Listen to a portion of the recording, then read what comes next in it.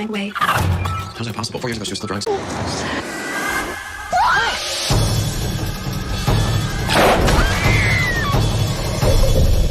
Universes. I don't know And what's going on in my head, what's real, what's not. And these are stairs. But who's this? Is this Mummy? Why did you draw this? That's not mommy. How are you today, bestie? Masih dengan doa yang sama, semoga sehat, selalu banyak rezekinya. Yang hari ini nggak ada acara kemanapun, mending stay tune di channel Sri Kandi aja. Kali ini saya akan ceritakan alur cerita film Dead Bride. Film ini rilis tahun 2022. Kuy, langsung aja simak alur ceritanya. Stay watching, not sleep, check-in yuk! Di awal cerita terlihat mamah muda, dia adalah Ellison dan suaminya yang bernama Richard. Mereka berencana menempati rumah orang tuanya Ellison. Karena setelah ayahnya meninggal beberapa bulan lalu, rumah tersebut kosong molongpong. Gak apa-apa ya Beb, untuk sementara ini kita tinggal dulu di sini, ucap Richard. Terlihat muka Ellison agak baed, karena sebenarnya dia kurang sreg menempati rumah peninggalan orang tuanya. Di scene berbeda flashback ke masa kecil Ellison. Dia bercerita kalau dirinya mengalami mimpi buruk. Sang ayah pun mencoba memberi pengertian. Dia terus merasakan hal yang sama bahkan saat dia sudah menikah. Di keesokan pagi terlihat rutinitas Richard yang akan berangkat kerja dan Ellison yang sedang membereskan rumah. Di lantai 2, dia mendengar suara gemericik air. Ketika dicek, ternyata wastafelnya mampet. Terpaksa Ellison harus membersihkannya. Ngadoja nambah-nambah kerjaan aja. Pantesan aja mampet, ternyata ada potongan rambut, nggak tahu itu milik siapa. Saat malam menjelang, ketika mereka akan makan malam, Richard mengeluarkan secari kertas perjanjian dengan investor yang akan menanam benih. Menanam modal di perusahaan maksudnya. Richard memberitahu kalau dia harus pergi beberapa hari keluar kota untuk urusan pekerjaan. Jelas, Ellison keberatan harus ditinggalin di rumah sendirian. Well, moving to this house is something big for me. A huge sacrifice. The least you could do was at least... Saat Ellison memasuki rumah, tiba-tiba dia melihat sebuah mainan gangsing yang sedang berputar. Ellison jadi teringat dengan masa lalunya melihat hal yang sama. Waktu itu, saat gangsing memasuki kamar, ibunya mengunci dari luar ruangan. Keesokan pagi, ayah mendengar sesuatu di ruang penyimpanan barang. Setelah dicek, ayahnya melihat Ellison dalam kondisi tidak sadarkan diri. Di keesokan hari, ayahnya memberikan pengertian. Karena kondisi ibunya yang sedang tidak baik-baik saja, lebih baik untuk sementara Ellison menginap dulu di rumah teman ayahnya. Akhirnya Ellison pun pergi tinggal di rumah teman ayahnya. Kembali ke Richard. Dia pergi keluar kota untuk presentasi dengan investor. Di sana terlihat seorang wanita yang tak lain koleganya Richard. Saat menjelang tidur, Ellison kembali mengalami kejadian horor. Dia mendengar suara perempuan sedang memarahi Seth, anaknya, karena rewel menangis. Ellison mencoba bangun untuk melihat Seth, namun dia kembali ditumpangi hantu erup-erup. Stop crying! I said stop! Saat tersadar, dia menelpon Richard memberitahu kejadian yang menimpa dirinya. Dia merasa anaknya akan dibawa oleh sosok makhluk. Richard berusaha menenangkan kalau yang dia lihat itu hanya sebuah mimpi. Ellison meminta Richard untuk pulang secepatnya. Richard, What? come back soon. Kemudian Richard memasuki kamar. Ternyata dia satu kamar dengan koleganya. Hal itulah yang dikhawatirkan oleh Ellison.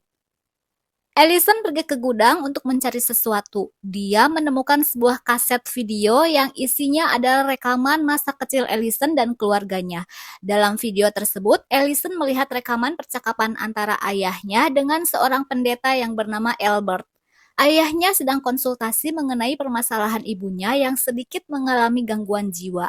Terlihat dari beberapa menit ke depan, Susan, ibunya yang sedang memotong rambutnya sendiri. Esokan pagi, Ellison mengunjungi rumah pendeta Albert. Dia mendapatkan alamatnya dari seorang pendeta paroki di kotanya. Ellison mencoba menjelaskan kalau dirinya anak dari salah satu yang pernah menjadi pasiennya. Namun entah kenapa, pendeta Albert pura-pura tidak ingat dengan kejadian 25 tahun yang lalu saat ia mencoba mengusir roh jahat dalam diri ibunya. Ellison pun kembali pulang ke rumah tanpa mendapatkan sedikitpun informasi yang dia cari. Tak lama datanglah pendeta Albert mengunjungi rumah Ellison. Ellison menjelaskan tentang isi kaset video milik ayahnya. Ellison menanyakan tentang kematian ibunya. Apakah benar ibunya meninggal karena kanker? Ayahmu meyakini ada makhluk lain dalam diri ibumu. Makanya dulu ayahmu meminta bantuan saya, jelas pendeta Albert. Sejak Albert berusaha mengusir roh jahat dalam diri Susan, akhirnya dia tahu bahwa roh yang ada dalam tubuh Susan masih garis keturunan keluarga Ellison. Roh itu bilang bahwa dirinya pengantin baru yang dibunuh. Kala itu Albert angkat tangan tidak bisa membantunya. Beberapa hari kemudian, ayahnya sering mendapat teror dari roh jahat yang ingin menyiksa ayahnya. Ellison penasaran siapa sosok yang mengganggu keluarganya. Pendeta Albert memberitahu kalau sosok itu adalah Mary, istri pertama kakeknya. Dia menghilang setelah menikah. Pihak kepolisian pun tidak menemukan jejak hilangnya Mary pada saat itu. Tak lama, Ellison melihat sosok makhluk dalam kaca. Ellison terlihat seperti orang kebingungan. Kemudian, Ellison dikejutkan oleh seorang sosok perempuan di belakang pendeta Albert. What is it? What's there? She's here. Ellison berpikir harus segera meninggalkan rumah ini. Rumah ini tidak dikutuk, yang mereka inginkan itu kamu, suami, dan anakmu. Dimanapun kamu berada, kalian tetap dalam bahaya, ujar pendeta Albert. Richard datang dan menanyakan apa yang sedang terjadi. Albert memberi penjelasan singkat bahwa keluargamu sedang dalam bahaya. Apa yang dialami Ellison selama ini bukan halusinasi atau mimpi. Itu adalah jiwa yang ingin balas dendam pada keluargamu. Jalan satu-satunya agar terbebas dari teror makhluk ini adalah harus menemukan mayat pengantin itu, didoakan, kemudian dikubur dalam tanah sakral. Ketika Albert akan pergi, Ellison meminta maaf atas sikap suaminya yang tidak mempercayai makhluk gaib. Albert menyuruh Ellison menemuinya besok pagi untuk menemukan solusinya. Don't leave him here. We will find a solution. Saat di perjalanan, tiba-tiba mobil milik Albert mati dan melihat sosok makhluk di balik kaca. Scene berpindah ke Ellison. Saat Richard tidak ada di tempat tidurnya, Ellison pun mencari keberadaannya. Namun saat di tangga, dia melihat Albert sudah berada di rumahnya. Albert pergi ngaleos begitu aja. Saat diikuti, ternyata dia menghilang. Ellison kembali mencari Richard, tapi tiba-tiba dia dikejutkan oleh sosok perempuan. Mendengar suara Ellison, Richard segera melihat. Richard! Namun, pintu ujug-ujug susah dibuka. Muncullah sosok yang menampakkan diri di hadapan Ellison, kemudian menarik kakinya.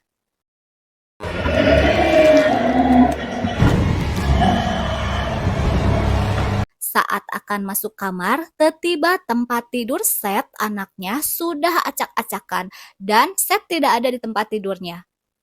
Di keesokan pagi, polisi sedang mengolah TKP atas kehilangan Seth. Polisi menginterogasi Richard atas kehilangan anaknya. Seperti biasa, pertanyaan yang selalu diajukan polisi adalah, apakah kamu memiliki musuh atau bertengkar dengan orang lain? Polisi menjelaskan kalau kehilangan anak biasanya seseorang yang meminta tebusan. Polisi menyarankan agar handphonenya tetap standby. Pasti dia akan menghubungimu. Every incoming and outgoing call will be recorded. In the meantime, we'll do everything we can to find your child. Polisi memastikan kalau mereka bisa segera menemukan Seth anaknya. Di sore hari, Albert mencoba memanggil dukun yang bernama Dave untuk mencari tahu apa yang sebenarnya terjadi di rumah ini. Dave mulai menerawang kamar tidur Seth. Dave segera melakukan ritual menghipnotis Ellison untuk masuk ke dimensi mereka. Di sana terlihat sosok perempuan yang sedang mendorong kereta bayi. Dave menjelaskan saat pertama dia memasuki rumahnya, dia merasakan amarah yang begitu kuat di rumah ini. Roh yang kita hadapi ingin membalas dendam. Dia menginginkan kembali apa yang sudah dirampas darinya. Dev menjelaskan bahwa saat dibunuh, dia dalam keadaan hamil. Jadi, bukan hanya nyawanya saja yang mati, anak yang ada di kandungannya pun ikut mati. Simbol di dinding menjelaskan kalau dia membutuhkan pertolongan dari kekuatan yang sangat kuat dan jahat. Allison menanyakan bagaimana cara agar Seth kembali. Dev menjawab, ada sesuatu yang bisa kita coba, tapi kau harus percaya denganku, ujar Dev. How do we bring Seth back?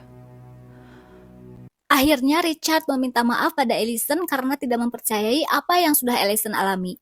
Allison dan Dev melakukan ritual masuk ke dimensi gaib. Terlihat Allison yang sudah berada dalam sebuah peti dan terlihat sebuah lorong. Allison pun pergi ke lorong pintu masuk ke dimensi lain. Dia melihat dirinya saat masih kecil yang sedang menonton video keluarga. Di scene berbeda, Allison terlihat sedang mimpi buruk tapi berhasil dibangunkan oleh Susan ibunya. Allison bertanya bahwa Susan ibunya sudah meninggal. Tak lama, Susan ibunya mencoba membunuh Allison dengan mencekik lehernya. Namun, Allison berhasil menghindar.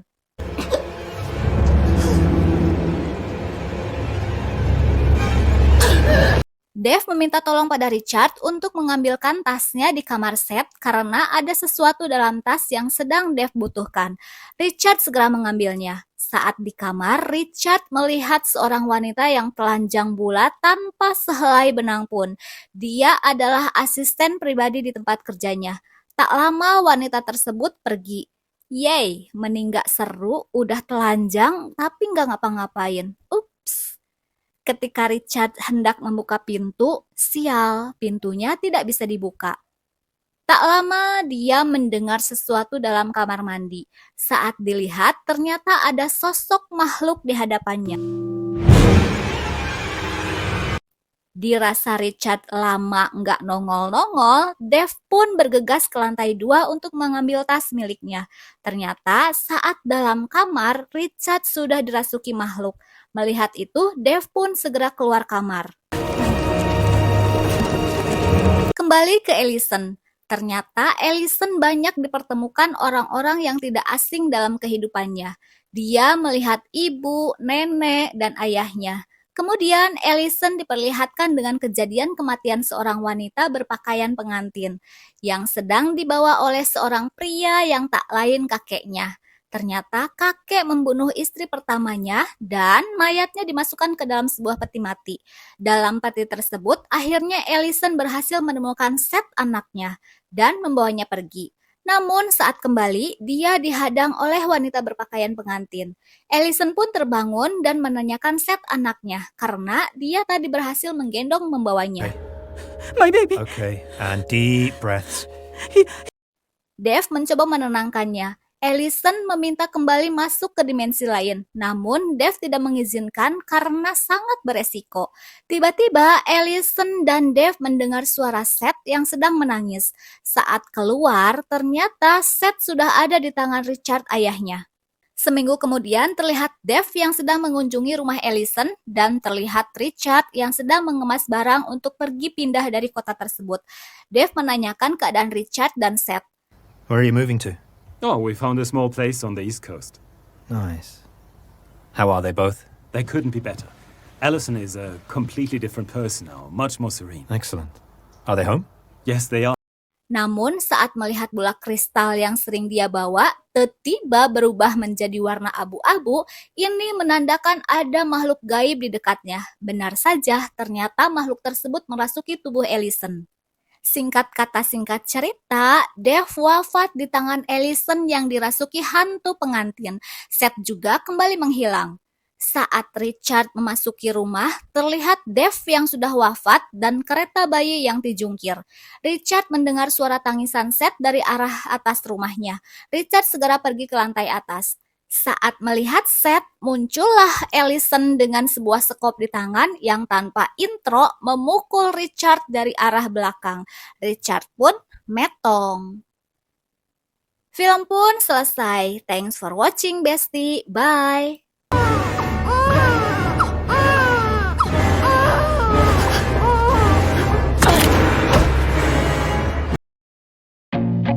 I feel nauseous, believe me.